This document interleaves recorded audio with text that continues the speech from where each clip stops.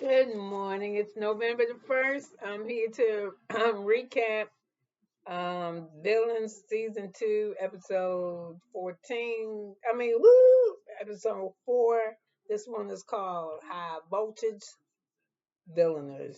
So, anyway, we got the villainers are waking up. Um, Left is West, Camila, Larsa, Teresa, New York, Richard, Safaree, and Jess. Okay, so Camila, it's the next day, and Camila knows she's gonna have to suck up the West because they were supposed to be in alliance, and she put his ass up there as on the hit list for the hit list to get sent home. So um, Victoria is still in the house, and everybody wanted her gone. She saved West, so now to her it's in between Jess and Safaree, and And so she got to figure that out. So anyway, Victoria downstairs in the kitchen talking to New York, and she said, "You lighting your hand." New York like, "Girl, this a weed." So she started laughing. So Rich tells Camilla that he ain't really feeling her. He don't trust her no more. So Wes and Camilla talk, and she says that he said, "I pledge my allegiance to you, Camilla, and this what you did. You put me on the chopping block." And she said, "I know it wasn't gonna be both of y'all. It was either gonna be you, and I knew that you was gonna be okay. So you know what I had to do." And he was like, "Yeah, okay. I'm gonna forgive you, but he has let us know that he gonna get revenge on her. So he probably will." So Camille still groveled to West because she knows she need him. He a smart ally in the game, a smart person to have in the game. So Victoria and Teresa are talking, and Victoria told Teresa that her mother died when she was a year old, and because of that, she had so much pain not growing up having a mother. She gave her father a real hard time about stuff. So Teresa said that she feel her because she thinks every daughter needs her mother, because Teresa got 4 kids. So Victoria, um, Safari laying in his room because he trying to figure out what's up. Cause he said he know. He told Rich he knows the women against the men, but he get ready to do something about that. Everybody going to have some kind of redemption. So, anyways, at the redemption challenge, it's Victoria in New York when they the Victoria in New York were in the bedroom talking, and Candy could overhear them because he said the walls was real thin, and Victoria said that if she won $100,000, she was gonna open up a Pilates studio, and she was like, "Oh, okay." So Candy go downstairs, and she talking to the rest of the contestants, and they say, "What you doing?" He said, "I was upstairs listening to Candy in New York talk." He was whispering about them. He was eavesdropping. He was eavesdropping on Candy in New York. Now Candy in New York eavesdropping on him. He down there telling them what he heard the lady say. So Victoria is mad because she don't like what they were saying. So she was like, "I'm trying to figure out." She come downstairs. She said, "I'm trying to figure out if y'all my friends or not because I heard y'all down here talking about me." And she said worrying about me having lawyers and having parking tickets. And she said, "I just got myself into some financial situations, but that ain't got nothing to do with y'all." And they said, "Well, I thought you did OnlyFans." She said, "I used to do OnlyFans about 3 years ago, but I don't do that anymore." She said, "I just heard y'all talking shit, and I don't know if I can trust y'all." So it was like, we cool.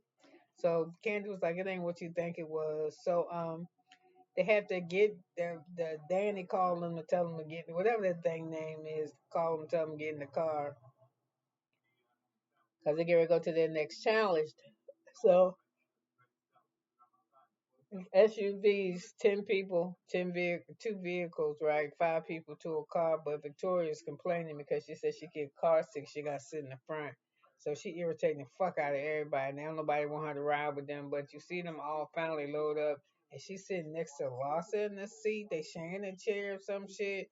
And her and Candy going at it. And Candy said so. She's like, "I don't got to explain car safety to you. I don't want to talk about it no more, Candy, because the situation is handled." So you see them go around the driveway and come right back. And they come right back. to get out of the car because where they going not ready for them. So everybody has decided that for the men they want Rich gone, and for the men they want Victoria gone. So anyway, they finally get to the challenge, and you see all this high voltage signs and electricity looking wires and shit. And enters Bobby Light. And what the fuck is Bobby Light wearing? He's in charge of this particular competition. So apparently, you gotta have somebody. You gotta pick a person to guide you through this maze, right? To keep from hitting the wires, to pick up yourself and to take you back out of there. And whoever get the quickest time is the winner. And this is the challenge to keep you from off the hit list. So it's Richard's got to do it, Safaree's got to do it, and Jess has to do it. So anyway, they pick who their guides is. I think Jess has got Larasa. So Safaree got the worst time, the slowest time, and I think next to him is Richard. So Jess is excluded from this. So anyway, we find out what's what, who won what. So when Larsa is in her confessional, the producers ask her if she love Richard, and she's like, no, she don't like Richard. So she just said that she don't trust him because he bit a shark when he was in surviving with his own mouth and it was alive. So they do the competition or whatever, and you touch them wires, you get shot. I think that shit was cool. So anyway, Bobby comes to the house and hang out with everybody. So Safaree get irritated with Victoria. He tell her stop touching him, and she said, "You stupid. You being nasty to me, and I can control whether you go home or not." And he said, I ain't gotta talk to you because the other day in the kitchen you told me to shut the fuck up. She said, if I told you shut the fuck up, it probably was warranted. And he was like, listen, you don't do that shit, then talk to me. So anyway, later on, Safaree talked to Wes, and Wes said, dude, we need her. What the fuck is you doing? I don't need you to get sent home. So later on, Safaree decides to fake it. So he just start playing her like, you so cute. And she weak for that shit. She one of the people, because she was trying to flirt with Safaree all along. And he was just blowing her off. If he was attracted to anybody in the house, it would be he's attracted to Larsa because he lets you know that he thinks she's fine. So anyway, Bobby tells Larsa that she got a resting bitch face. Safaree suck up to Victoria. Victoria go tell him that she gonna send Richard home and not Safaree. And all the ladies agree. So anyway, we go to the chamber where they send the motherfuckers home, the banishment ceremony. And the super villain is Camille, and she almost bust her ass with them shoes she got on. And the host tell her, "Oh, I see her tail, and you do." She wearing like a bathing suit dress cover up thing. So Richard and Safaree get called up there because they on the hit list, and the host asks Richard did he have anything to say. He said, "Yeah, I got something to say. I can't wait to get the fuck out of here because I can't stand none of y'all, and I especially can't stand New York." And then he said, "Nah, I was just playing with y'all. Y'all just vote y'all heart. It's gonna be what's gonna be." Then they asked Safaree. Safaree stopped pretending like he crying and say he friends individually with everybody, and they're gonna vote what their heart is. So they vote, and it's Richard that's gone.